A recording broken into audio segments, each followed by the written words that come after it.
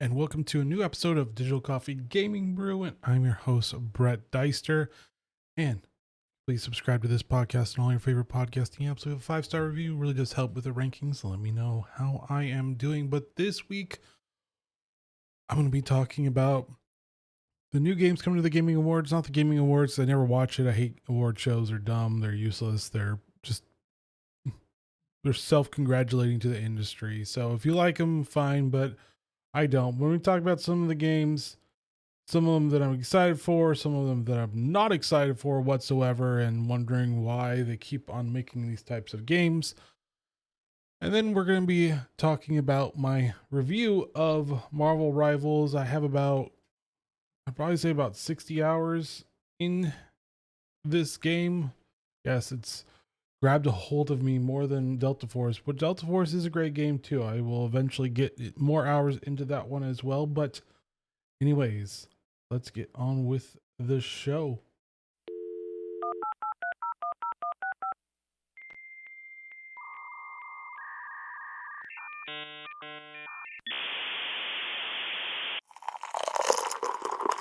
That's good. All right, so the Gaming Awards happened, what was it? Friday, Thursday? And a slew of developers came out with games. One was Naughty Dog and its intergalactic game, Intergalactic the Heretic Prophet, which, well, went about as well as you thought about with Naughty Dog right now. Naughty Dog used to be a great developer, used to make really great games. Uncharted was a really great game. Spyro the Dragon, I almost lost my train of thought. Daxter, I forget that name, but they made great games. Last of Us Part 1, not Part 2, because it's just becoming this like Brechtel DEI project for Neil Druckmann because he really can't help himself from being an elitist and just a snob in general. And I was watching it and I was like, yeah, I'm good, dude. I'm not going to get this game. Like, great if it actually does well, but yeah, and it's not doing well on YouTube either, especially on the Sony side and Naughty Dog, which they turned off comments, which I'm pretty sure I know why they turned off the comments. But yeah, it's not doing well. People are like, yeah, we don't want this. Go back to making games like the Uncharted series, specifically 1 and 2, and then Last of Us Part 1. Make those games because we actually want those. So I'm not excited for this. I think this is not going to do very good. I think they have shot the moon. Naughty Dog has, even though it was a great developer, not so much anymore. We also had Outer Worlds 2, which surrounding the controversy of Obsidian, and since Obsidian really isn't Obsidian anymore, I'm optimistic about it, but I'm not confident it's going to be good. It does give me a lot of like Fallout type vibes again, which is fine, but I don't really. I'm skeptical if I see like pronouns inserted into this again. I'm like, I'm out. I just don't want to deal with this anymore. I don't care about the stupid pronouns. They were not in games in the last 2 years. They've added more of this into the games. So beyond 2022, you never saw this. And now we're seeing more of this because gaming's lagging behind the DEI wokeness stuff, and then they're paying the price of it. Just look at Ubisoft and trying to go private because they can't sell games. Anyways, I'm optimistic. Don't know how well I feel about that. And then World of Tanks developer came out with a new one as well that you can actually sign up for the beta, which is going to be interesting. It's called Steel Hunters, and it's basically like a mechs multiplayer game, third-person multiplayer game. It actually looks pretty cool. I actually got into the beta. I haven't played it yet, but I got into it, so I'm actually gonna be. I'm really excited to see what is actually going to happen. And there was the Murder Midnight Club, which looks interesting. It's kind of like a fun game where you play with people and against people. So that actually looks interesting. The Mafia, the Old Country, looks good, looks interesting. Not really sure much about it beyond that. Like I said, a lot of these I can't really tell beyond, ooh, we had these really expensive cinematic graphics, which I forgot to add, but the Naughty Dog game, Intergalactic Heretic Profit, like really all the product placements in there, really Porsche as your spaceship, Sony. Come on, guys, like if gaming is expensive, maybe you should look at your overhead and see if you can trim that overhead. But yeah. Anyways, I digress because that's weird. But the best one, the best, and what we were all surprised and excited for at the same time, Elden Ring. Yes, Elden Ring is coming out with a new one called Night Rain. Is a standalone 3-player co-op game, so you can play with friends this time. I don't know if you could play with the original one, but that's actually pretty cool that you can actually play with friends. And this is the one I'm excited for. This one, Doom Dark Ages, obviously, those are the few that I'm actually excited for because I know they're actually going to be good. And then we move on to The Witcher 4. And once again, like the girl boss thing is starting to become overplayed to a certain extent, where so apparently I haven't read all the books, but in the book Ciri never is a witcher. Now in Witcher 4, Ciri now is a witcher, but she never became one in the book. So they forego the lore to do this thing because CD Projekt Red needs to be woke. They have all these DEI projects or initiatives, and this is just the latest thing. And I'm not saying, apparently online they're saying that she's ugly. I don't really care about that. I don't think they really made her that ugly, but to each his own. What I'm more concerned about, and this is probably what I'll be talking about actually more fully in next week's episode, is the hero's journey is specifically male, and what has been trying to do probably for the last 50 years or more is they've been trying to make women into men to make it into the hero's journey. The issue is that men have to prove themselves externally. Women have to have their own hero's journey more internally. So there is a dichotomy between this because men always have to prove themselves and women don't really. You can if you want to, but it's not like an imperative that you have to prove yourself worthy. You really are already born with being worthy because you are the side of the human race that can bear children. And so that gives you value in that, even though modern society is telling women not to have any value anymore with that. But there's an issue here with not understanding that because we don't understand differences in men and women anymore, especially on one side of the spectrum, because we have been programmed, or they've been programmed to say that you can be a man or a woman whenever you feel like it. And that's just not true or logical or even in reality anymore. You're like in your own headspace and you need to get back to reality, come back down. But my issue is I keep on seeing this in games where the story is being written in a specific frame of mind that says that women can be men too. So we'll make a hero's journey not like a man's hero's journey where women just inherently are already good at everything. And it makes for terrible storytelling.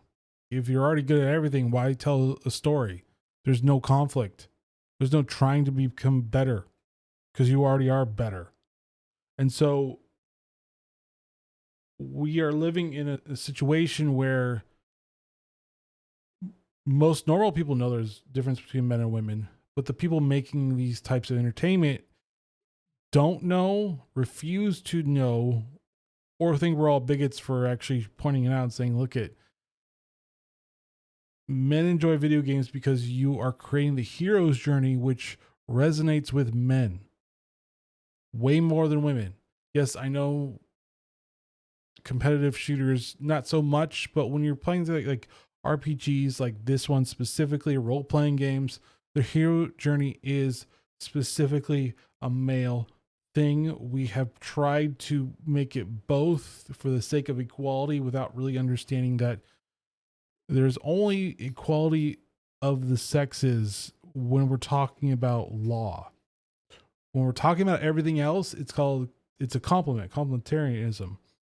We complement each other. We're not the same, but we complement each other. We all have our strengths and weaknesses, so men and women complement each other because we can't be the same thing.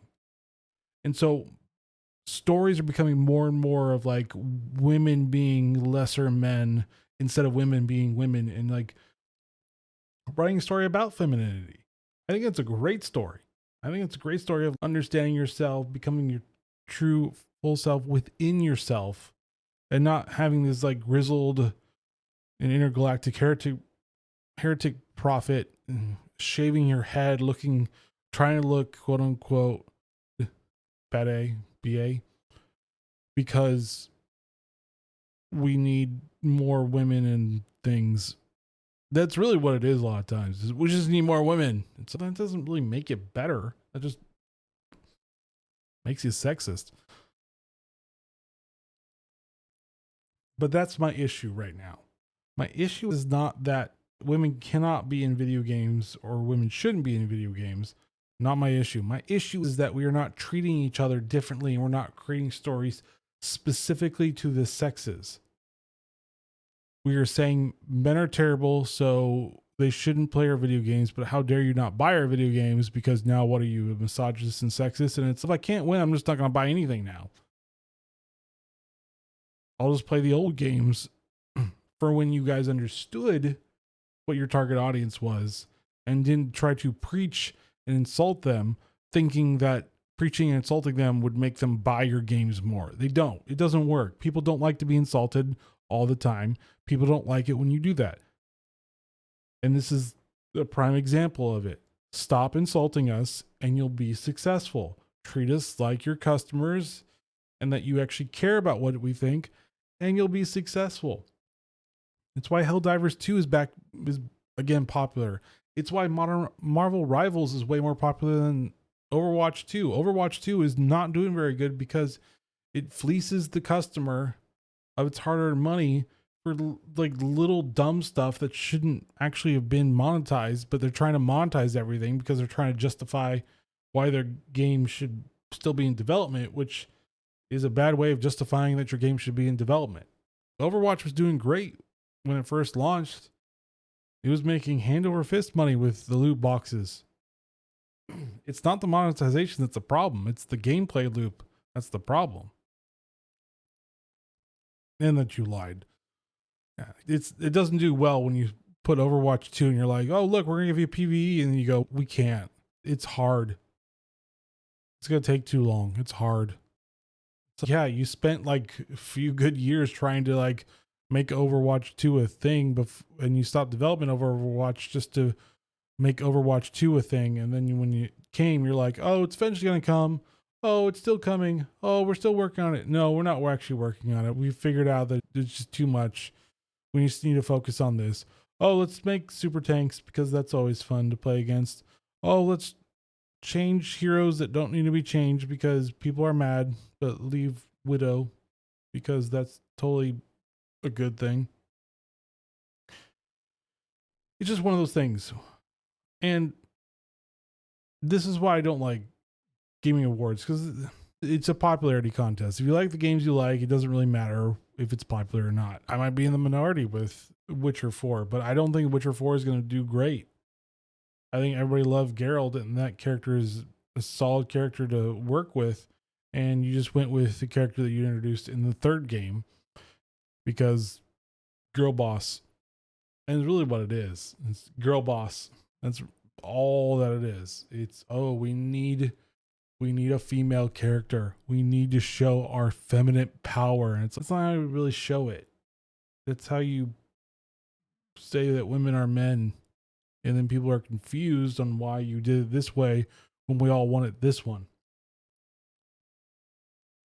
Treat your customers like they're valued, and guess what? You'll be successful. But if you start to actually ban them from your Steam accounts and forums from The Witcher 2 because you decided to say, hey, look at it, check out our trailer. And they're like, dude, like, why would you make this type of game? She's in the lore, she's never this. And I don't understand. You go, this is off topic, racist, misogynist, blah, blah, blah, sexist. And it's okay, seriously, get a life. Moderators are probably the worst Napoleon complexes I've ever seen because they think they got like all the power. Look, I have the power of what people can say in this little thing. They get a little power and it goes to their head. But excited for Elden Ring, excited for Steel, the mech game from World of Tanks. Warframe 1999 looks actually pretty good. Not gonna lie, it actually looks really good. Looks like it's gonna be a fun little game to try out. Turok as well from Saber Interactive. That's gonna be a great game. It's going back to like its origin story and everything, but Turok looks like it's gonna be a fun little romp. Den of Wolves look good. It's from Payday, the Heist Payday 2 and GTFO. So that's actually going to be awesome. Like there were some actually really decent games showcased in the Game Awards. I just waited till the next day and I just watched all the trailers. I'm like, I don't have to spend 2 hours watching something I don't care about. I can just do it now.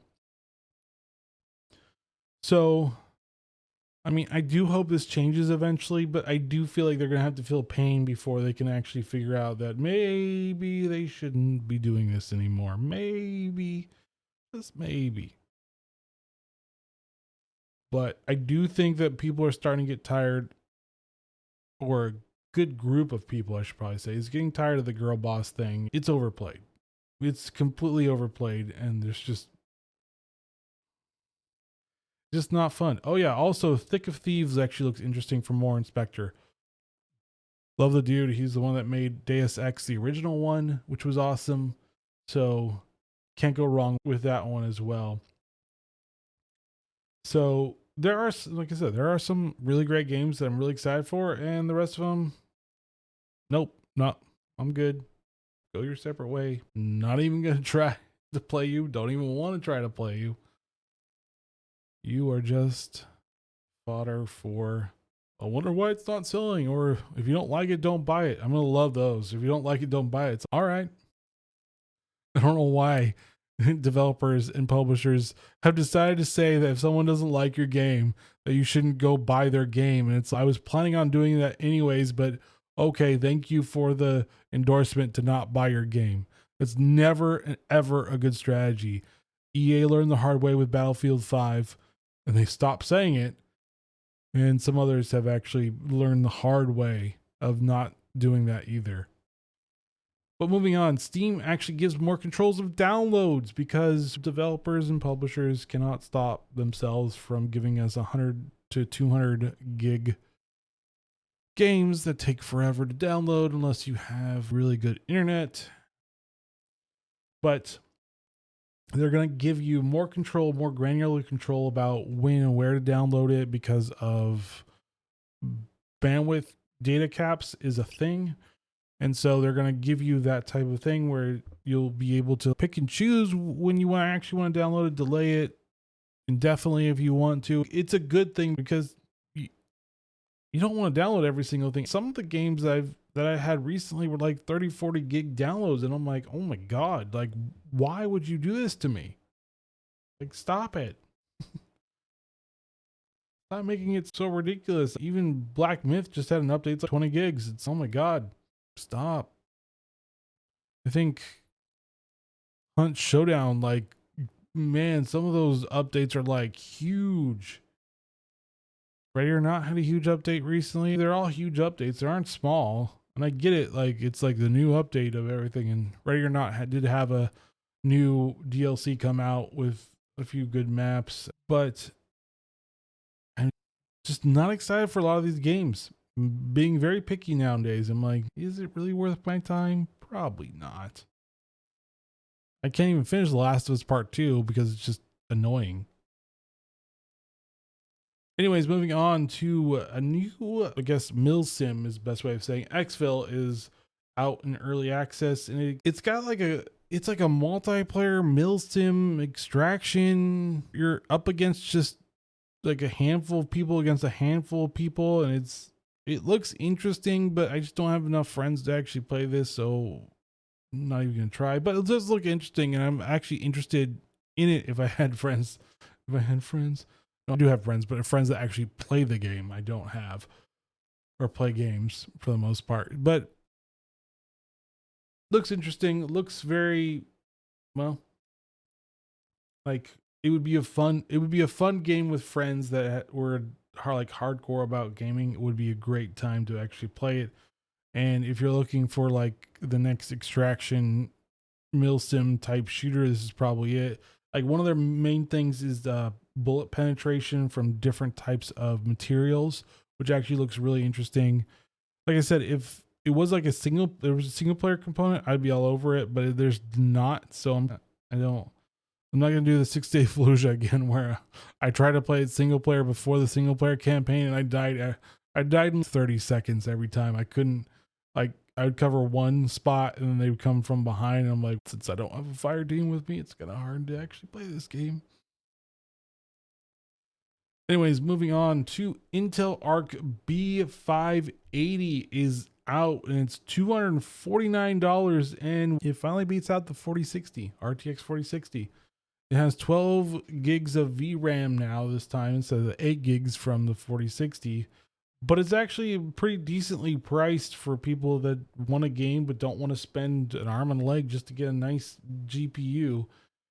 It is a 2-slotter, so be sure you have enough room, because gone are the days of the 1-slot GPUs. I miss those days, because I have 3090 and that thing is a monster, and I'm annoyed that it's such a monster. They just keep on getting bigger. Soon it's just going to be the GPU is going to be your computer. It's just like, here's your computer, it's the GPU, it's all. I have to get rid of all this stuff. They don't need the CPU anymore, don't need the RAM. It's just the GPU. But it should be interesting to see in the actual real test if this is actually going to be great. And with XeSS2, with it being close to par on what DLSS frame generation is, it should be interesting to see what the frame rates will be with games, including like the games that are a little bit more intensive, and then the games that aren't intensive, like Marvel Rivals. I wouldn't say is a very intensive game, even though it is using the latest Unreal Engine. It's not a very intensive game, because it's not supposed to be. It's supposed to be a fast-paced action shooter, third-person hero shooter game. And so there's no way for that. But I'm actually good that Intel is actually giving runs for its money for NVIDIA, at least on the mainstream market. I know AMD still has a lot of room to catch up from. I'm hoping eventually they will be on par for the most part for most of NVIDIA stuff, except for the high end. It seems like NVIDIA is going to be reign supreme on the high end of things, because AMD is not going to be doing anymore. I don't know if Intel's going to be doing it. It's a big risk and gamble when you do high end and market GPUs, because it has to be really good and it has to stack up really well against NVIDIA. All right, moving on to my review of Marvel Rivals. It is 4 coffee cups out of 5, or 4 out of 5 stars, whichever one you want to do it. And man, it is addictive. I don't know why it's so addictive, but it's addictive. Just the heroes, the different things you can do, the different strats you can do. Like, it is a fun romp. Even if you play the same maps over and over, it doesn't feel like a chore yet. Just give it a few years and it may actually eventually turn into Overwatch. But there are hundreds of thousands of players playing this game. You can get, for at least quick play, you can get it in 2 seconds. It is quick. You push that start button and in 2 seconds you're in a game. And that's great. The hero team ups from the different heroes, if you team up, you get either extra stats or extra abilities, is great. I think that's actually really good, like, synergy between it and figuring out how to do it. Like, Thor and Cap together is a fun, like, way of bowling people down. That's fun. Moon Knight is ridiculously fun. Maybe not all the best all the time. Storm is actually a really powerful one. Actually, I think a little better than Iron Man. Wolverine. Now, that is a really great hero that people are sleeping on. I just don't think we understand how to play him yet, but if there is a 2-tank lineup on there, you go for the tanks, you will own those tanks because those tanks have no choice, especially if you kind of go in and kidnap them and then just do your like claw thing. And then his ult is actually really powerful. If you know how to use it, it's bringing someone up and slamming down a bunch of other people, and you can basically eliminate a bunch of people. I figured out eventually how to play Thor and how to use his ult real effectively. You just really go in, try to do as much damage as you can, and then pop your ult, and then basically use it on squishies because it will like shred squishies pretty good. Tanks not so much unless they're low, then it's actually a lot easier. But or if you're trying to escape, but I would not use that as an escape method because it's really slow. Hela's really powerful and annoying. Hawkeye is super annoying but powerful. Cloak and Dagger is an interesting duo. It's got like it's different from like even Overwatch. I mean, it's got a little bit of Moira when it's Cloak, but Dagger it's a different thing. You can do a lot of healing output. You can do a lot of damage if you know how to play that character. Really good character, especially teamed up with Moon Knight, and then Moon Knight gets like a bubble stealth ability. So it's really good. Penny is good and annoying. She's like the Mei. I'm now calling her the Mei of Marvel Rivals. And yeah, we all need to watch out for those mines being laid down at the beginning of the round because they're starting to do that. And yeah, be aware. Cap is fun. A lot of the tanks are actually pretty fun. Strange is just powerful, so it may not be good or bad. Magneto's funnish. Iron Man's good if no one's looking to shoot you.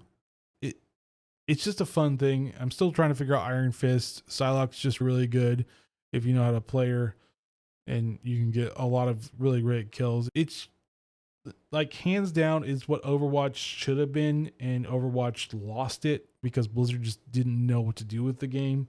Unfortunately, they tried several different things, and they're going back to 6v6, but they still just don't know what to do with the game.